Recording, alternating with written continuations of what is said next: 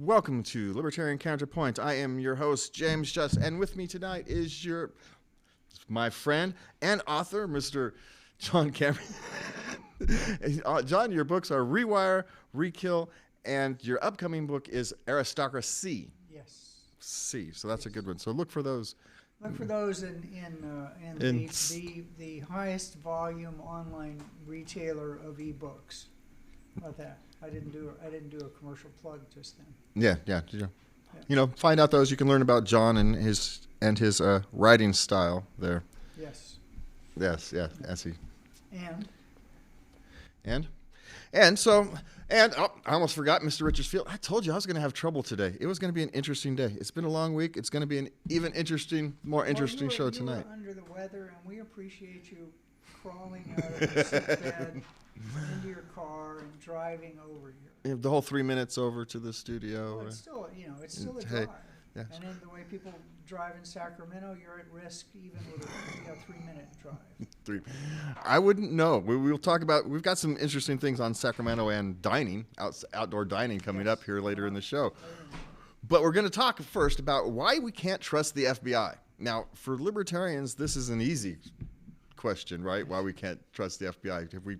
History is kind of why we can't trust the FBI. But Richard, our friend of the show, Mr. Richard Fields over there, why is it that we can't trust the FBI? Good Lord. They can legally lie to you. You cannot legally lie to them. That's a felony. That's reason number one. Reason number two is, J. Edgar Hoover. Do we need to say more?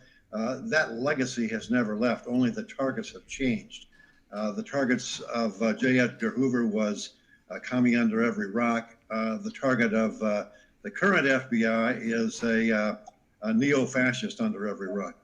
And if we lift up the rug and there isn't one, we'll put one there and get him to recruit other idiots to the cause and call it a conspiracy.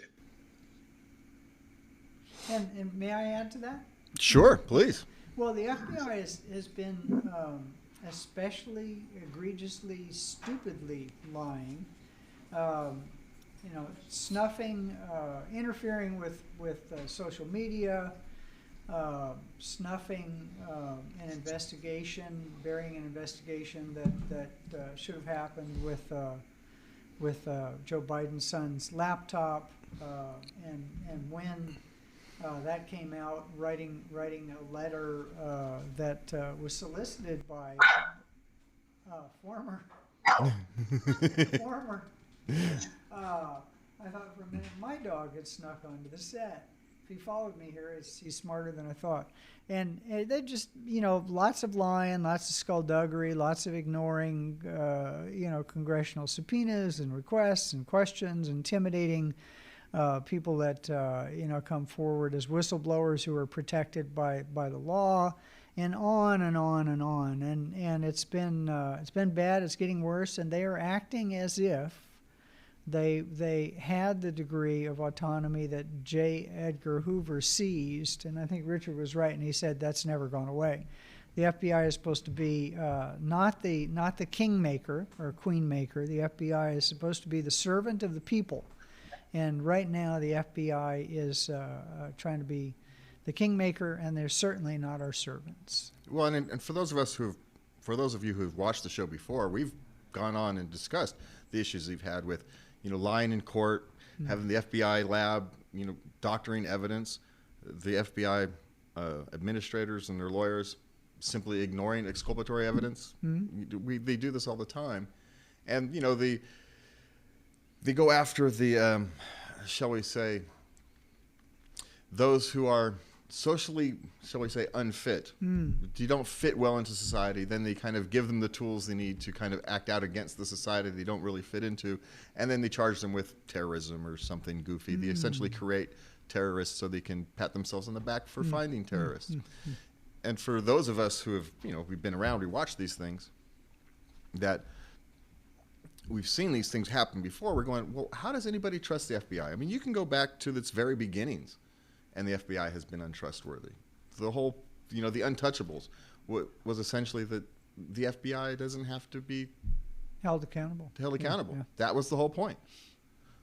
We can violate the law without the same consequences that an average person can violate the law. When, in theory, the United States, we're supposed to be a country of laws, but it's not laws if you're... The FBI. Yeah, it's the FBI. It's... Well, the problem really is we're a country of laws, way too many laws. There's a Harvard professor, a liberal Harvard professor that wrote a book, 3 Felonies a Day, and he alleged, and with pretty good evidence, and was able to pretty well document it, that we're all guilty of at least 3 felonies a day, and not even knowing that we are. No less than Chuck Schumer, Democratic Majority Leader in the Senate, said that if the federal intelligence agencies, now there's 17 or 18 of them, one of which is the FBI, want to get you, they will. There is absolutely no question that if the federal government decides that they have a target on your back, they will find something they can nail on you. And if they can't find something, they'll manufacture something. I think the case of the kidnappers of Gretchen Whitmer, the governor of Michigan, is a good example. The yahoos that were roped into doing that had no intention whatsoever of kidnapping of the governor of Michigan. They were talked into it by an FBI plant, and that's kind of the modus operandi. If you want to get along with whoever the administrative state favors, don't mess up or don't mess with the FBI. They'll figure out a way to get you. And I know I'm sounding paranoid, but that's just the way it is. Well, even paranoids have enemies, and I want to ask this question. And I'm not a Trump fan at all. So the so-called insurrection, the so-called violent insurrection, where there was very little violence, despite being about 1 million people there. I'm not going to say by show of hands. I'm pretty confident that there were lots and lots of FBI agent instigators in that crowd, and that I'm actually fairly confident without them there, the Capitol wouldn't have been breached. And it actually hurts me to say that. I mean, I can't imagine a world, although we're living in it. If you were to sit down, 20 years ago and try to pitch a book to a publisher with the stuff that the FBI has done and is doing, they would turn it down as unbelievable. They would. And yet we're seeing it every single day. Yeah, we see more and more unbelievable. And, if we are held to a vastly different standards than the agents of the government, then we're no longer free. I think that's a clear indication. If there's vastly different standards between, all animals are equal, but some are more equal than others, then nobody's equal. And I think that's kind of where we're sitting at today. And now the servants are once again, obviously, the masters. And speaking of servants being the masters, Randi Weingarten only taught for 3 years, and now she's going to receive 15 years of public pensions. And this is part of the problem with these public unions and the public pensions, is it not? Yeah. It's that we're setting up, you can work for a handful of years, and then you get a pension for 15, 20 years at taxpayers' expense. Oh. And rather than your own expense. And Randi Weingarten, head of the second largest teachers union, is now trying to backpedal and gaslight us into thinking that she and her union weren't responsible for destroying 2 years of education that the youth of this country will never catch up. And she's going to, retire well on the public largesse.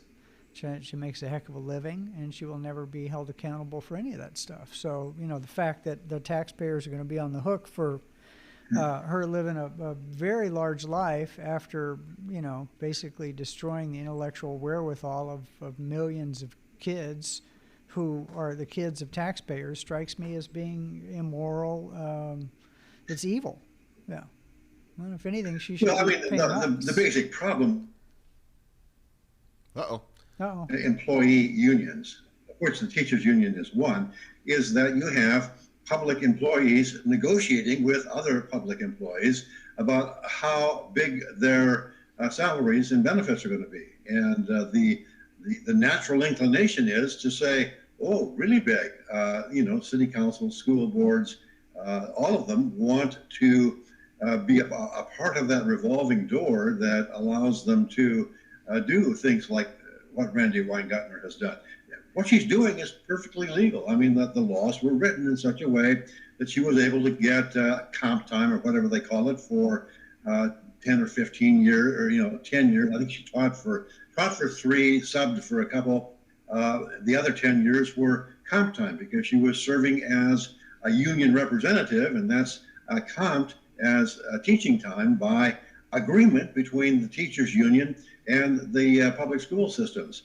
So you have a situation where when you've got public employees negotiating with other public employees, they're going to make sure that they all get taken care of very nicely. Thank you very much. Yeah, and they're paying off the politicians, right? That's where that's why they want more public employees, so they can pay off. And the politicians can't get elected without the support of public school or public unions.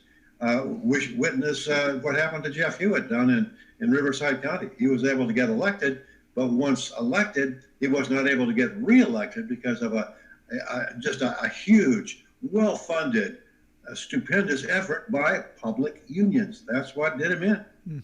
Yeah, because the public unions know where they're going to get their money from, right? They're not going to get their money from people who aren't beholden to them. If you take the left, the Democrats' own strategies, their own sayings to heart, where money in politics. Well, they don't care about money in politics. They care about other people's money in politics. They like their money in politics because it buys them exactly what they want. Yeah. But if you have money in politics, then they complain about it, how evil money in politics is, how it buys policy. But they're perfectly fine buying policy. They just don't want you buying policy. I think that's that's kind of the That's well put. Yeah. Nothing's well put with me tonight, John. No, Apparently, no, I understood it. I understood it. I think our thousands of viewers are giving us thumbs up that they understood it as well. Yeah. Yeah. Well, here that's something we might not understand. Josh Hawley wants the debt ceiling deal to include a massive tax hike on Americans to pay for it, allegedly, or just really they're just going to pay for more spending. We all know how that actually happens. Even if they did raise the taxes, they're just going to make it as an excuse to spend more. Or am I wrong? Well, in this case, it's Richard's, I think, more well versed on tariffs than I am. But he basically that massive tax hike in his case, I'm catching your lack of ability to speak here, is because he wants to throw I think an extra 25% tariff on stuff from China.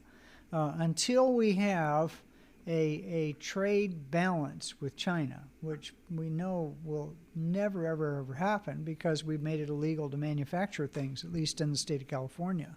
So I think Richard should probably speak about tariffs and how evil this sneaky little tax, even though it's not a tax, what kind of evil it would create for Americans. Yeah, the thing you have to remember about tariffs or about trade, fundamentally, when you have trade between countries, there will always, never, there will always be an imbalance. There's never a balance of trade. There's a balance of payments, and the balance of payments is always in perfect balance.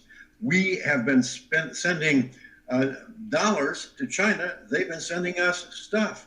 It's a great deal. And Josh Hawley, because he wants to play to the uneducated rubes who don't understand economics, is saying, well, we're going to save jobs. They're not going to save any jobs. All they're doing is raising taxes on consumers in the United States, reducing the amount of jobs. Can you put a tariff on, for instance, steel? Put an import tariff on steel. That'll help the steel industry domestically, but it'll cost more. It'll raise the price of steel. And steel fabricators, people who use steel as a intermediary good, they're going to spend more, and so unemployment in the steel fabricators industry will go down. While even though employment in the actual steel industry goes up, and it's going to be there will be more jobs lost than jobs gained whenever you put a tariff on anything. And to assume that you can have a balance of trade is just economic nonsense. It always has been, always will be. Josh Hawley is in the same camp of economic ignoramuses as Bernie Sanders, and in fact, they're both in favor of higher tariffs for China. It's just playing to the rubes who don't understand economics, and they are part of the rubes. Yeah, the end consumer pays all costs. Mm-hmm. So yeah, it's kind of the natural way economics work. Otherwise, you wouldn't be in business. If the end consumer doesn't pay all costs, then who does? So it's the end consumer pays all costs. And so if you have a tariff or a tax, if it can be passed on, it will. And the only people who can't pass it on are wage workers, right? People who get paid an hour. Those are the only people who can't pass their costs on. And so whether it's a tax on Chinese goods, it's really just a tax at your store. That's all that is actually going to end up being. Yep. Okay, so we're going to skip for a second. Wealth taxes in Denmark, I believe. Norway. Was it Norway? Yeah. Norway. Have produced the results that libertarians will tell you what is going to happen. The rich have moved. They've just left. Because wealth taxes are silly. You're taxing stuff. You're taxing essentially the theoretical value of people's stuff. And the theoretical value of people's stuff is completely arbitrary based upon the willingness of somebody else to buy it. Yeah. And so until someone actually buys stuff, it has no real value. It's theoretical. And so if you're a rich person and you want to attack your theoretical value, you're just going to move and take your stuff with you. Unless you're a U.S. citizen, because if you move formally, they take 28% of your stuff at current value for the privilege of moving. So, like, Tina Turner moved to, I think, Switzerland and got a Swiss passport, but never gave up her U.S., so they wouldn't take her 28%. And, lots of rich Norwegian businessmen, because they don't, take 28% of your stuff when you move out of the country, have, relocated to places like Switzerland and other tax havens because it kills them to live in the country that is so well off because of the wealth they created. So, and the idea that you're going to put a wealth tax on, this is actually a tax on income in this case, but a tax on the unappreciated value or a tax on the unrealized value of anything is crazy, because even if you implemented it, and 1 year the value of assets goes up, and then you have something like, the pandemic, and the value of everything goes down, and so these people then have a tax loss carry forward. So they're not going to pay any taxes during the period of time where you don't have other people paying taxes. So it's lunacy, and anybody that proposes it's a lunatic. And that Margaret Thatcher misquote, socialism is a wonderful thing until you run out of other people's money. She didn't actually say that, but she said something along those lines. It just doesn't work. It's never worked. It's been tried elsewhere. And you can tell the end is nigh when a country passes a wealth tax. And Norway is sitting on the biggest pot of money out there. They've got the best funded public pension system in the world. They've got a well-educated populace. They're one of the happiest places in the world. They're up on the standard of economic freedom. They're way up there, way above the U.S. So the idea that they're stupid enough to do that is kind of scary. Anyway, yeah. Yeah, it's just frankly silly. Trying to tax theoretical value I can't think of anything more than silly. But what is not silly is a federal report has half of public school students are now performing below grade level. And quite frankly, I'm shocked that it's that high, considering, but maybe that's because we're here in California and we're just seeing our awful schools here. I think a majority of California's students can't read at grade level, and I think this is another example of that. I forget the exact details about how disastrous California schools are, but if you're a poor person in California, you're stuck with your zip code tyranny, you're I don't want to say you're screwed, but you're screwed. I was thinking of that word myself. You're screwed. I was trying to think of a better word Yeah. a more polite word for public access. Your one. chances of your child making their way in the world with the tools they need, reading, writing, arithmetic, have definitely been reduced. And the tyranny we talked about, teachers unions earlier, of the teachers unions in this country keeping schools closed versus Sweden that kept them open, and just about every country in Europe, even people that are the liberals in this country like to hold up as liberal paragons of virtue. English schools were open, even though they mistakenly did the 6 feet of spacing and all the rest of that. The Swedes, I don't think, closed them down at all.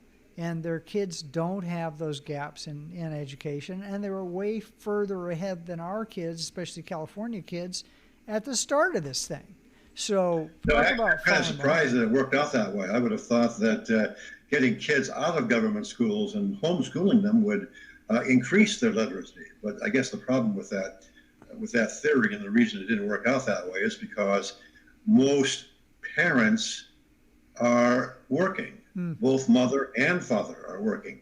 Why are most parents working and not one person staying at home to take care and homeschool the kids? Because we have such high tax levels that it's necessary for both parents to work. It wasn't that way back in my lifetime. And I'm pretty old, but in the 50s, and earlier, one income families were the norm.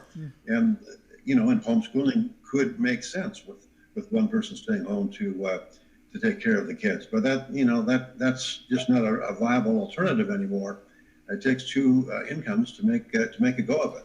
Well, so I would love to say that homeschooling would be the answer, but until we are able to get tax rates down a bit, it's a while. It's going to be a while. Well, and the distance schooling, that the inefficient, ineffective distance schooling that the public schools, and especially California, imposed upon their students, basically transferred the duties of the teacher onto the parents. And there are many stories of people, teachers, quote unquote, teaching from Belize and places like that. While Richard couldn't get there, but apparently some teachers could. On the bright side, these school pods and all the rest showed, and unschooling, the whole unschooling thing showed people that if they had the resources to apply to their kids outside of school, they could outperform. And that's always been the case. There's an untold number of stories of homeschool kids getting into Harvard and blowing the SATs out of the water and outperforming their peers from regular schools. But when you force unprepared parents to take on the roles of teachers using horrible resources that they're forced to use basically by law, that's what you're going to get. That's the point. You didn't just transfer kids to homeschooling or to unschooling or to some other faction. They just kind of all of a sudden threw them all into this pot of what is it? Public schools at home. It wasn't even like a fundamental, online education is its actual thing. It was kind of like the worst of both worlds: public school, but in the home. Yeah, with no discipline. Yeah, it was crazy because online education is an actual thing, but they didn't try to do online education. They tried to transfer the classroom setting to online, and of course it was going to fail. And then when you have parents who weren't bought in yet, they weren't prepared. They just kind of were thrown under the bus. It was, those families who were prepared to adapted well, and those who didn't, really should. But I think the larger point to make here is that, like we said, starting back in 2020 when this whole pandemic scaremongering story started, we said that there will be there will be supposedly unintended consequences. Everything is a trade-off. The trade-off between the supposed, and I emphasize the word supposed, benefit of 6 feet apart and wearing masks all the time and all of the pandemic response techniques was that there would be economic problems, and the lack of schooling is just one of many. The actual excess death rate in the United States and other countries that have the most rigid pandemic responses was higher than in countries like Sweden, where it was pretty much laissez-faire, at least as far as pandemic quarantine restrictions are concerned. So we're going to move on real quick before we end the show. Sacramento alfresco dining, talking about more pandemics, has crumbled. During the pandemic, we all ate outside, even though half the time it was inside. And it has crumbled since then. And, they're asking why. And I said, well, because eating outdoors is not as fun as people think it is. Well, and I think it is actually pretty fun. But this is a Sacramento Bee article, so of course they tried to they didn't spell out that the government is making it much harder for people to do alfresco dining now than they used to, and that they've attached fees and taxes and watchdogs to it. And one of them is quoting as saying, "Well, I don't know why they're not doing it. We tell them exactly what they need to do it all. If they want to do it, all they got to do is follow the rules." Well, the rules have changed, because the outdoor dining scene in Sacramento was wonderful for a while. I mean, it was party central outside, and we have the weather to do it. And there are countries where that is the norm, and it's wonderful to walk through the town squares in Italy in the spring and fall and summer and see people sitting outside having these meals with family and friends. But when you make it basically not quite illegal, but when you make it more expensive and much harder to do, of course people are going to say, I'm a poor restaurateur. I can't pay more fees and taxes so that people can sit outside. If you have to if you have to be a gymnast to jump through the hoops, then you're just not going to do it, right? Yeah. I think that's kind of the thing, Richard. Which of course wasn't spelled out in the B article. They tried to hide that, but well, of course they always try to hide the truth, the implications of their policies, that they promote. The policies that B very promotes end up creating the problems that they claim to be against, and they, as usual, brush it under the rug that they had anything to do with it. I think. Yeah. You got anything to add there, Richard? Yeah, and my only addition, is just the old maxim that if you want something to go away, regulate the hell out of it or tax the hell out of it or both. And we are out of time, so we're going away. Thank you, Richard. Thank you, John. And thank you all for being here tonight. Thank you, Richard. Thank you, James. And please remember to love everybody. Good night.